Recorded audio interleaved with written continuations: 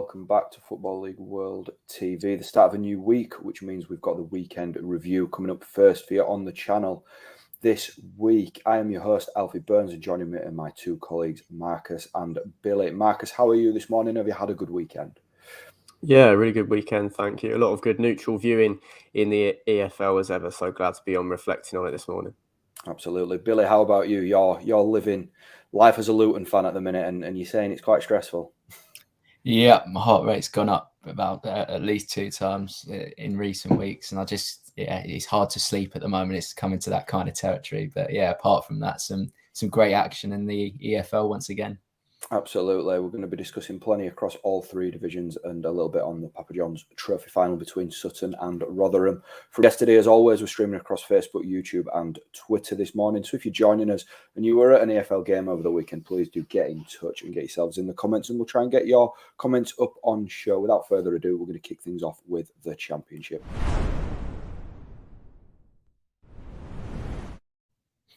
First game we're going to look at then is Nottingham Forest's emphatic win over Blackpool on Saturday lunchtime. A 4-1 win for Steve Cooper's side, with Brennan Johnson stealing the show with a brace and an assist, and just an all-round great performance from the young forward. It's a big win for Forest, and it sends them up into 7th in the Championship table. Marcus, in this form, it's hard to see past them for a place in the top 6, isn't it? Definitely, yeah. With games in hand, they're in a very strong position, even though they are just outside in the table. I think I've said it before, when Forest are on song, they are right up there, maybe even with Fulham if you can get them on a good day. And Blackpool really couldn't live with them in that first half. I was sort of quite disappointed and surprised to see how little action Brennan Johnson got in the international break for Wales. Was a late sub in that enormous win over Austria, when for me he should definitely be in the side over Dan James. Not sure on your thoughts about that, Alfie, but the potential that this guy's got is incredible. One of the standout figures of the season in the EFL, and I think Forest will probably have to go up to keep hold of him, but at the moment that it's looking like they've got a great chance. This win was really important with the likes of Sheffield United dropping points, because Steve Cooper's men have had a lot to do to put themselves in this position, but they do look like they might just be able to clinch a place in the top 6. An enormous win. Great for the Reds to get Scott McKenna back a little bit ahead of schedule as well. A really nice assist for Sam Surridge late on in the piece. What a decent signing he's proved to be in January after a really quiet first half of the season at Stoke. And Lewis Grabban coming off the bench as well, making his long-awaited return, puts them in a really good position with competition for places and plenty of options for Cooper heading into the final stretch. So, after a win this emphatic, they were very clinical. I don't think maybe on the balance of play, 4-1 did flatter them a little bit. But after, how devastating they can be in the final third, it would be a surprise to see them not finish in the playoffs when they're being as clinical and ruthless as they were at Bloomfield Road. Yeah, it was a really good team performance from Forest, but the one man getting the headlines is Brennan Johnson. 2 really good finishes, wasn't it, Billy? Yeah, I think what we've come to expect with Brennan Johnson now is that he's going to put in these kind of performances, and you just go back to last season. Of course, he was impressing with Lincoln, and it was about whether he could make the step up to Championship level, and he's just done that seamlessly. And that was just one of those performances that you don't see too often with a player within the EFL. He was just in absolute devastating form. He was just a constant threat every time he got the ball. Fans were on the edge of their seats, and it's just the kind of display that you want to see as a fan. And because of the rest of the team are all on song at the moment, but he's the kind of player that I feel that's going to lead them to great success this season. As a Luton fan, it's not good to see, because we've got Forest coming up, and it was another result that was of detriment to us. But for trying to put my neutral head on, he's just such an incredible player to watch. And as Marcus says, I think it solely lies on Forest getting promotion, whether they keep him or not, because he's a Premier League player in waiting at the moment. And I'm excited to watch what else he can do in what remains of this Championship season. Wasn't just Forest the playoff chasing sides with an emphatic victory this weekend. Middlesbrough as well, 4-0 winners over Peterborough United. This was a real statement on the road, I felt. I know Peterborough are struggling, but it was still a really good win for Middlesbrough. 4 different goal scorers, including Balogun and Watmore stepping off the bench with a goal and an assist. One thing I wanted to touch on when it comes to Middlesbrough, Billy, is the fact that Wilder just seems to have an embarrassment of riches when it comes to his attacking options, doesn't it? Yeah, and it can go one or two ways. It can go how it is at Middlesbrough and certainly reaping the rewards of that kind of system, or it can go sort of the way West Brom saw things. And Ishmael wasn't able to get the very best out of a lot of forward options. So yeah, it's certainly good that Middlesbrough are seeing the sort of the success side of things and some very, very strong options. Balogun came with a lot of expectation, and it's safe to say that he's delivered so far, and he's likely to be a massive player in what remains of this season. Watmore coming off the bench, the relentlessness, the pace he brings, and he's combining that this season with scoring goals, which is very good to see. Be up behind that as well, Marcus Tavernier just consistently delivering in terms of his performances, in terms of creating chances as well. It really is a well-oiled machine at the moment. And I think with Middlesbrough, there was a lot of question marks about their away form. And, I think when there was 8 games left to go, it was 5 of their last 8 were away from home, but they've managed to put those questions aside, and they've been in excellent form on the road in recent weeks, and 3 clean sheets. There's still a few question marks about Joe Lumley, but 3 clean sheets, you can't really argue with that. And they seem to be, with Nottingham Forest, heading towards the playoffs, heading towards securing a playoff spot. And again, another one that is stressing me out as a Luton fan. Marcus, you've been, really high with your praise of Chris Wilder at Middlesbrough since he's gone in there. Performances like this with the depth of striking options that they've got, and the versatility and sort of different traits that all different players sort of bring to that Middlesbrough system. Do you think that that's going to be something that ultimately does put Boro in the top 6 come the end of the season? It's definitely a huge plus for them compared to the sides around them, the way he can rotate. I did expect Duncan Watmore to start this game, actually, given that Balogun was on international duty in the break as well. But obviously coming on and making amends, making up for lost time proves, the strength in depth. I think you've got to give Boro so much credit, because we say embarrassment of riches, but we're looking at 5 players where 3 of them are on loan. One of them was a free agent picked up by Neil Warnock in Watmore. And then you've got Josh Coburn, who's a youth player. So it's almost like they haven't broke the bank to get them in. They've just been smart and given Wilder, a sort of Swiss Army knife at forward line to take into the final few weeks of the season. So, yeah, really good to see Watmore's impact. I think Neil Warnock probably does deserve a lot of credit for almost kick-starting Watmore's career after really struggling with injury, after showing promise sort of in his early 20s. Yeah, really horrible sort of impact sub to come up against in the Championship with his energy and the quality that he has. It's a great finish for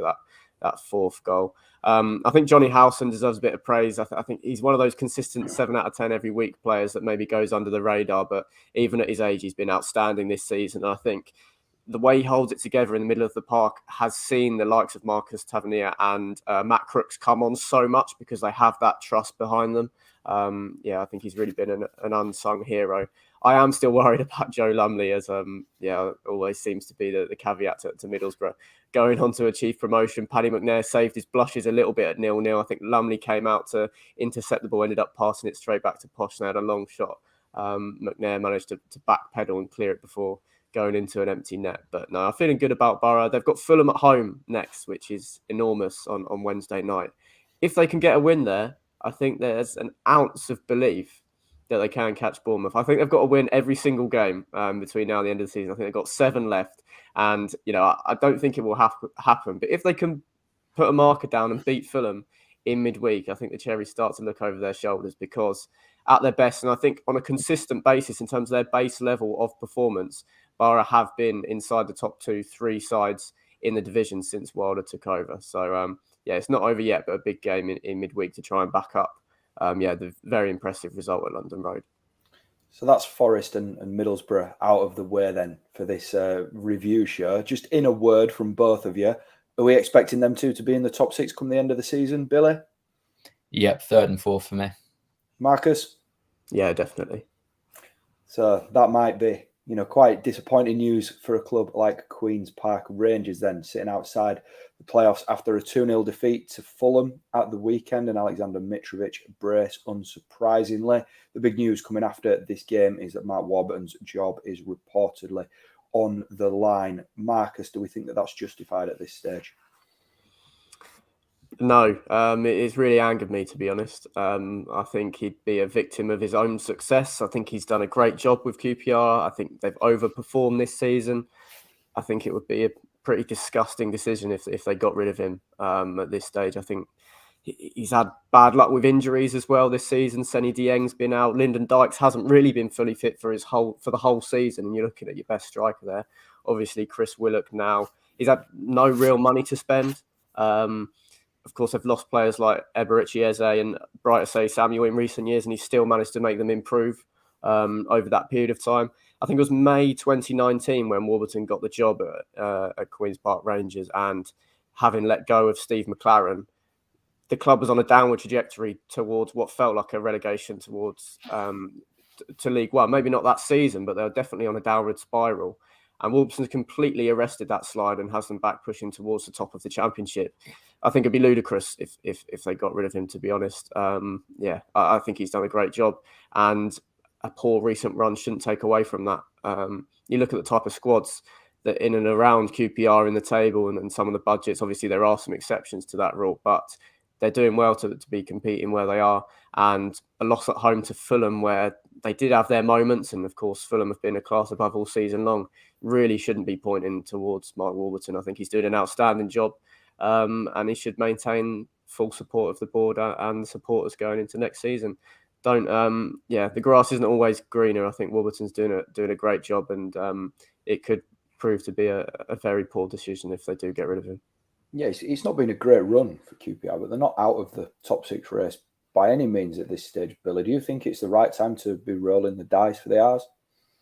No, and I don't know what else I can add to what Marcus is saying. I completely agree with what he's saying there. Mark Warburton has done a terrific job, and I feel that this kind of thought process always looks worse when you've fallen away from an objective, which, well, QPR, they haven't completely fallen out the playoff picture, but they have gone from, a strong third place looking at the automatics to outside of the playoffs now. And of course, sometimes a bad run of form does get people thinking, but as Marcus says, what Mark Warburton has done at that club is quite incredible, really. You think of the injuries that they've had hinder their progress this season, but you also think to the performances they have managed to put in, and he has got the very best out of the squad at times this season. And I think going into the new season, I think things can only get better for them. And I feel that Warburton does need the full support of the wider club in this kind of scenario. Strange that these reports have surfaced, because he is doing a very good job at Queen's Park Rangers, and I feel that next season can be even better for them. I feel that they are still on this upward trajectory, even though form has dipped slightly. So that's the top end of the table overlooked. Let's go to the bottom. Big game between Barnsley and Reading at the weekend, a 1-1 draw. Josh Laurent saving Reading's skin with a late goal. Marcus, this was a big goal for Reading, wasn't it? Absolutely enormous, yeah. I feel like the early goal kind of worked against Barnsley a little bit, because it was such the sense of occasion, how big that win would have proved to be. I felt like weighed on them and their performance more, because they got their noses in front inside the first 5 minutes. Morris is making a great case to get a summer move to a Championship club if Barnsley do end up going down to League One this season. Definitely a player that belongs and should remain playing in the second tier. But yeah, absolutely huge for Reading. As I said, yeah, Barnsley did sit back a little bit and invite them on. And when you've got players of the quality of Swift and Lucas Shaw and the other midfield technicians, you're always going to create chances. And I think Josh Laurent in the last few weeks, obviously that worldie against Blackburn before the international break, and now another goal here, has shown the Royals exactly what they are missing while he was out with injury this season. A bit of old-fashioned grit, central midfielder getting into some attacking positions and scoring, what could prove to be an absolutely enormous goal. They've got Stoke at home in midweek and then Cardiff at home at the weekend. So if they take maybe 4 points from that, it's going to be very hard for them to catch up, and they'll look at this one as a huge result. I do think the early goal kind of spoilt the game in hindsight, because Barnsley did sit back, but Reading had the quality to get in plenty of goal scoring positions and possibly could have even have gone on and won it. So a huge goal for Josh Laurent, and what an impact he's made since coming back from injury. 2 huge opportunities on the horizon for the Royals to all but confirm their survival. Yeah, I mean, it's definitely not over yet for Reading, Barnsley and Derby below them as well. But for me, I think that the odds are really starting to stack in Reading's favour when it comes to just holding off Barnsley and Derby. Billy, would you agree? Yeah, and I think 2 points looks massively different to 5 points at this stage of the season. I completely agree with what Marcus says there about the early goal. That's sort of had a bearing on how the rest of the game played out, and I think it took a toll on the mindsets of those Barnsley players as well. Barnsley have shown signs of improvement in recent weeks, and as we say, Colton Morris has been he's sort of typified that with his kind of performances. Callum Stiles has started to improve his performances as well, whilst Domingos Quina and Amin Bassi have both been excellent additions, and sort of from an attacking sense there has been improvements. Defensively speaking, there hasn't been too many issues this season. I think the fact that Michael Hellick is going to miss a substantial amount of what remains of this season could be pivotal. Still have 2 good options in Mads Sanderson and Liam Kitching, but Hellick is a top Championship defender in my eyes, and his unavailability could be pivotal in what remains. Reading, it looks like they're going to get away with it this season, far from what they can do in terms of performances on the pitch, but it does seem that 5 points from Barnsley and 6 points from Derby, it does seem a bit too far at this stage, but there's still a lot of football to be played, and Barnsley's great escape at 2019-2020 will come into everyone's mind, and I'm sure Barnsley fans will be hoping for a similar kind of escape. It does seem a little too far at this stage, but ultimately it's the Championship. Right, earlier in the show we did Forest and Boro, and your predictions for them two getting into the top 6. Then just to finish off this Championship section, let's get your bottom 3 then after this result. Marcus, up first. I think this weekend's result has changed my mind. I was still possibly backing Barnsley before that huge goal from Lawrence. So I think the bottom 3 is going to stay the same. Posh, Derby and Barnsley head into League One. And how about you, Billy? Yep, same here. I think Reading will just about get away with it this season.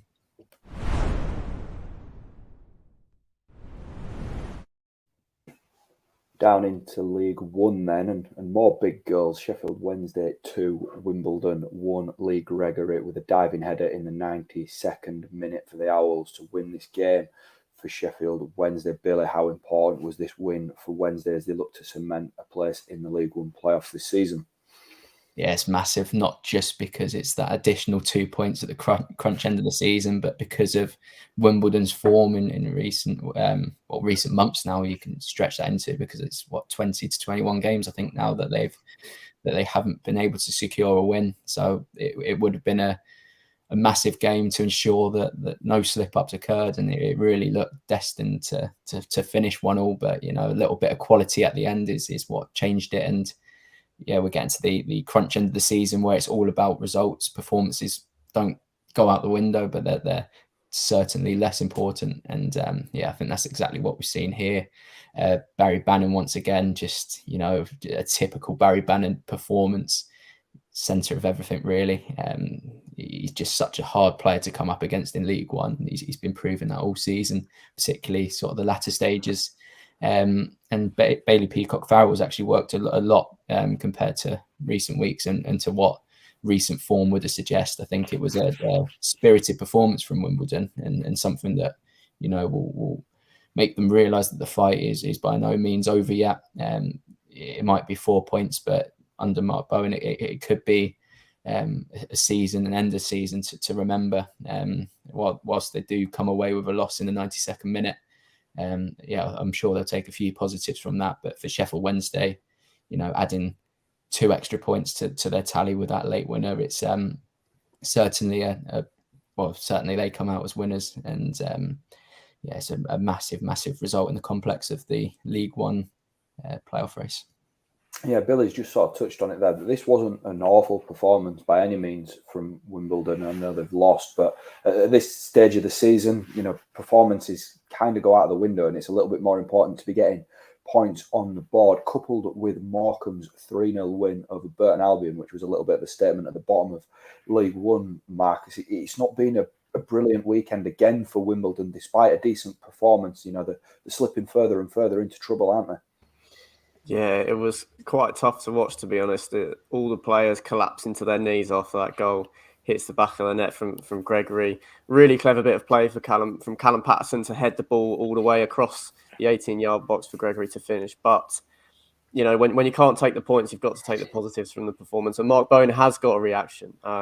Good to see Ayuba Sal back being a constant threat in the final third. Did have a chance, not quite a one-on-one. He was under pressure, but a shot from the edge of the box at Peacock Farrell that could have potentially put the Dons 2-1 up in the second half. So, yeah, plenty of positives to take. Wimbledon have been in this position a lot of times before in recent years and found a way to get out of it. So I think they will keep believing, even though, now I think it's 22 games in all competitions without a win.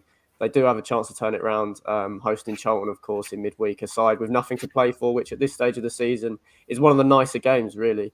They've still got a chance, but really painful blow that right at the end. They've even got players throwing their body at it to block it on the line, and Gregory somehow squeezes it in. Just to reiterate Billy's point, Barry Bannon, absolute class again, an influential player in the midfield. He played a delightful ball with left-footed outside of the boot that Mendes Lang probably should have put them 2 goals up in the first half. He really is their ticket towards promotion this season, and no one will want to take on Sheffield Wednesday in the playoffs if they can. Cement a position in the top 6, which of course that last minute winner sort of pushed them towards a lot with Oxford losing at Plymouth. So gutting for Wimbledon, but hopefully in a few weeks it's a performance that they can look back on and see that it was a start of an improvement under Bowen. That there's bigger challenges and more realistic chances for them to get points on the horizon. But a really crushing blow in additional time. 2 sides then with a lot to play for from them to 2 sides with not much to play for between now and the end of the season, but they put on a real show in League One in Accrington, Stanley and Cheltenham. 4-4 this game. Callum Wright and Will Boyle striking after 90 minutes for Cheltenham to earn a draw, a proper end of season mid-table ding-dong. I've got this written down as on the notes. I think that it was an excellent game and one that you sort of see at this stage of the season. We don't often speak about games that have nothing riding on them at this time of the season with so much to play for across the AFL, but it's hard to ignore this one, isn't it, Billy?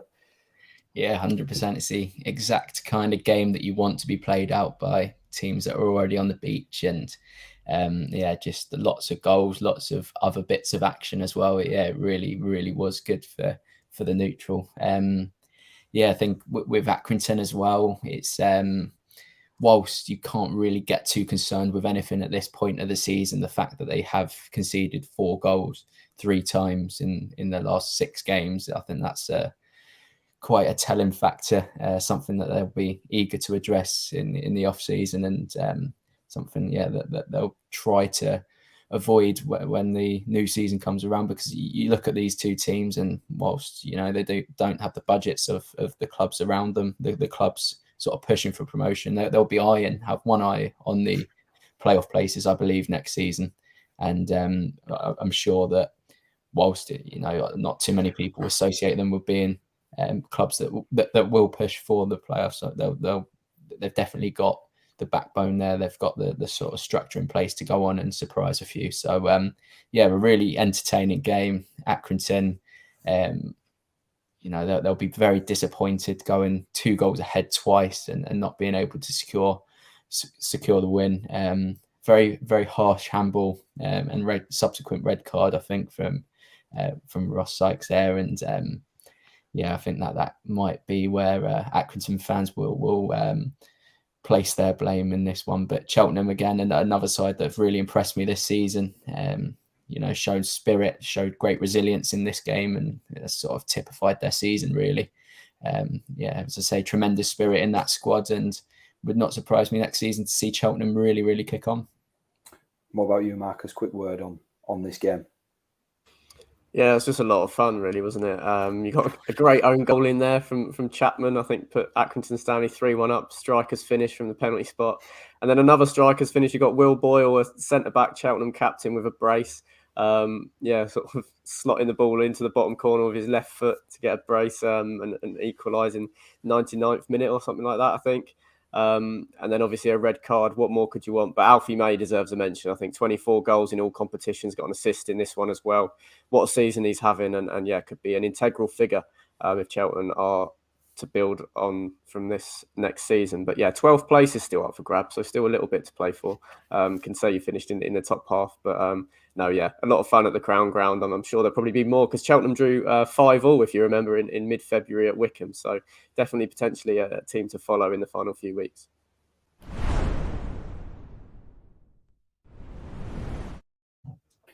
The bottom of League Two, then a big game between Stevenage and Oldham. Oldham coming out 1-0 winners. This was a huge win for Oldham. We've moved 3 points clear of Stevenage and outside the relegation zone. Now, after a poor run of results, Sheridan's got a reaction and 2 wins on the spin, Marcus. It's been a big couple of weeks for Oldham, really, hasn't it? Yeah, it's been enormous. The win over Leyton Orient was really impressive, and they produced a really good defensive display. It wasn't really the case here. This was a more grind it out, take the 3 points and run, to be honest. Stevenage probably were the better side. They haven't scored from 2.7 expected goals. It was bodies on the line, stuff from the Latics, but exactly what you want to see at this point of the season. It's a great goal as well. I think Jordan Clark, a deep cross from right back, loops it right to the back stick, and Hopkett heads it straight back from where it came from. Lovely sort of classic League Two goal. Lob it into there's a big striker and nod it into the far post. But yeah, plenty of belief for Sheridan's men after this one. What a turnaround it's been. They weren't even in the conversation when he got the job. So to see them get the 3 points at Stevenage, obviously an enormous result. I don't think it's all doom and gloom for Stevenage, to be honest. Their next 3 matches against Colchester, Rochdale and Scunthorpe, so 3 cliche cup finals, I think you could say. I think Steve Evans will definitely be earmarking those as a chance to get themselves out of trouble. I think Boro are definitely nervously looking over their shoulders. If I had to point at one side to come second bottom, it would be them at the moment under Phil Brown. But no, a huge result for Oldham. Carl Piergianni, an absolute colossus at centre back for them. They did ride their luck at times, but obviously an enormous 1-0 win against a direct rival. And yeah, hopefully, Oldham can start looking up. They can get some kind of takeover over the line in the summer and can put this season behind them, because it has been a real grind. Yeah, League Two is such an incredible division, isn't it? It feels like 2/3 of the division all have something to play for going into the final few weeks. Just sticking with Oldham, Billy, are you backing them to stay up after these 2 wins? Yeah, I do. I think Oldham have shown sort of the appropriate level of spirit and performance levels have subsequently followed. So, yeah, I do back Oldham. I think that's purely on the basis that Stevenage haven't shown enough in recent weeks. 4 out of Stevenage's last 7 games come away from home, and they've won once all season. I think Boro are another team that could be pulled into it as well. So I think Oldham, looking at form, looking at the squad, looking at the job that Sheridan's done, I think they could. I think they should get out of the mess that they're currently in.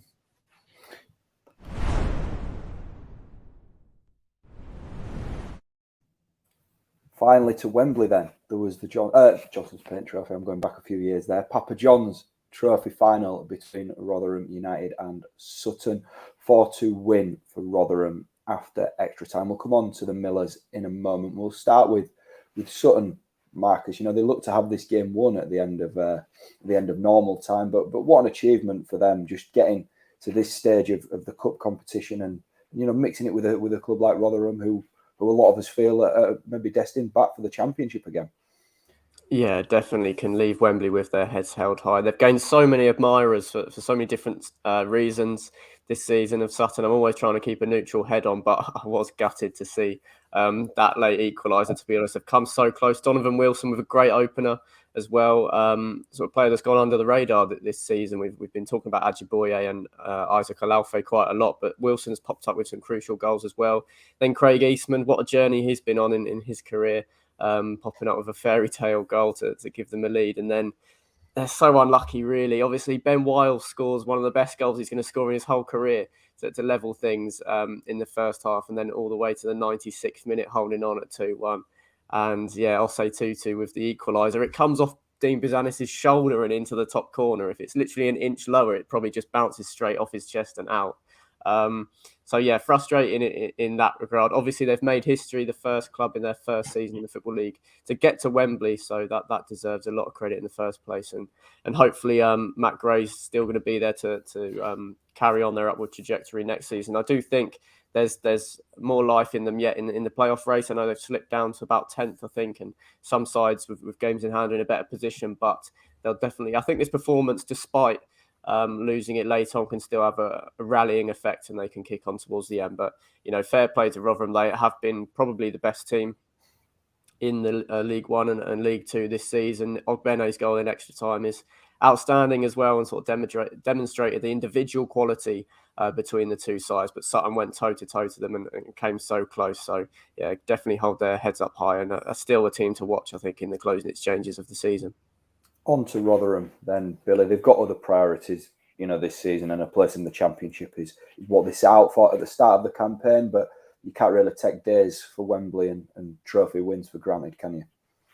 Not at all. And should they have won the game more convincingly, then it could have been a massive bonus for them, and something that would have probably boosted their chances of securing top spot and an immediate return to the Championship. But I don't know. I feel that Sutton's performance, I feel that the way that they didn't make things easy would have boosted the likes of MK Dons, Wigan and Plymouth, still trying to chase them at the moment. Of course, they did show their quality at the end, but for much of the game, you wouldn't have been able to tell there was a division and a bit difference between the two clubs, because, well, again, credit has to go to Sutton, everything that they've done, everything that they continue to do.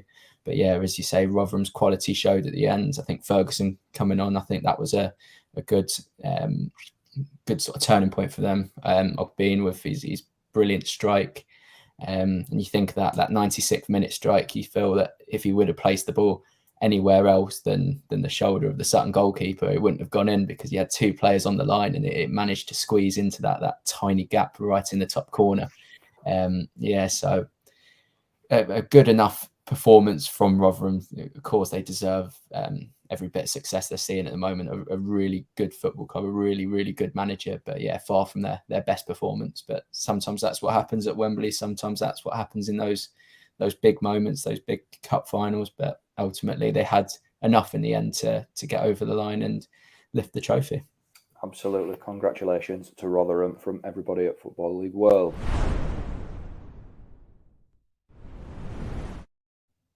That concludes the weekend review. Thanks to Marcus and Billy for joining me, and anybody that's joined us across Facebook, YouTube and Twitter. Coming up later in the week on Football League World TV, we've got midweek action to review and preview and everything that goes with that. So please do make sure you tune back into the channel later in the week. Plenty to discuss. And until then, take care.